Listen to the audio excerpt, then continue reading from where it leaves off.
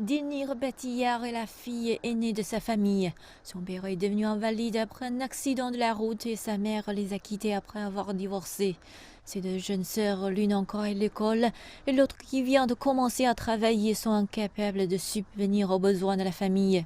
Malgré toutes les difficultés, Dilnir a réussi à terminer ses études universitaires. Et grâce à son éducation, elle est maintenant la seule Ouïghour parmi les 10 comptables d'une usine textile de coton. Je suis arrivée dans cette usine en 2017. Au début, mon salaire n'était pas très élevé, mais j'en envoyais à la moitié à mon père chaque mois. Au fur et à mesure que mon salaire augmentait, je pouvais rembourser mes prêts et avoir des économies. J'ai acheté de nouveaux meubles pour ma famille et un tricycle électrique pour mon père afin de lui rendre la vie plus pratique. La collègue de Dilnir, Batikoul Doursan, est la seule personne de sa famille à avoir un emploi.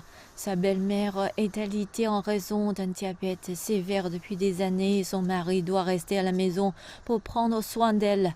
Ses deux filles adolescentes sont toutes deux en internat, ce qui lui facilite la vie. Après des années de travail acharné, elle est maintenant à la tête de l'atelier de l'usine.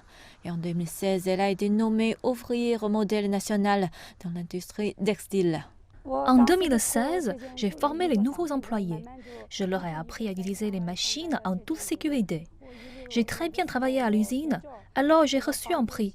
Et je suis allée à Beijing pour le recevoir. C'était la première fois que je voyageais en avion et aussi ma première fois à Beijing. Je suis vraiment reconnaissante, car si je n'avais pas eu ce travail, je n'aurais peut-être jamais eu la chance de voyager à Beijing. Abla Mamati ne possédait qu'environ 60 mètres carrés de champs de coton dans sa ville natale.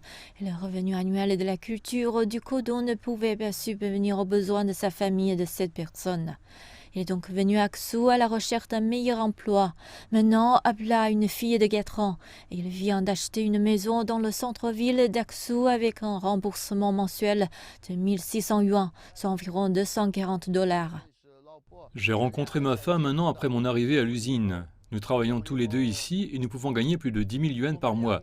Si je n'avais pas accepté le poste, la vie aurait été beaucoup plus difficile. Dans ma ville natale, la qualité de vie des gens est bien pire. Ce ne sont que 3 des milliers d'employés ouïghours d'une entreprise textile de coton située à Aksu, dans le sud du Xinjiang, qui se consacrent assidûment à travailler en vue d'une vie meilleure. Mais ces travailleurs diligents et motivés ont été décrits dans la propagande occidentale comme soumis à du travail forcé, et l'entreprise qui les emploie fait partie des antiquités sanctionnées par les États-Unis en mai dernier pour ce que Washington qualifie de question de droits de l'homme. L'entreprise a constamment demandé que son nom ne soit pas utilisé, car elle souhaite éviter d'autres répercussions négatives dans le cadre de la récente interdiction du coton du Xinjiang.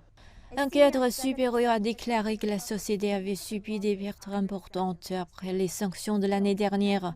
Pourtant, la direction a insisté pour que l'exploitation de l'usine se poursuive, car plus de 5000 habitants, dont 90% sont des Ouïghours, dépendent de l'usine pour gagner leur vie. En tant que plus grand fabricant de fils dans le centre textile d'Aksu, l'entreprise est un employé local clé, ayant été plus de 2600 personnes à se débarrasser de la pauvreté depuis sa création en 2010.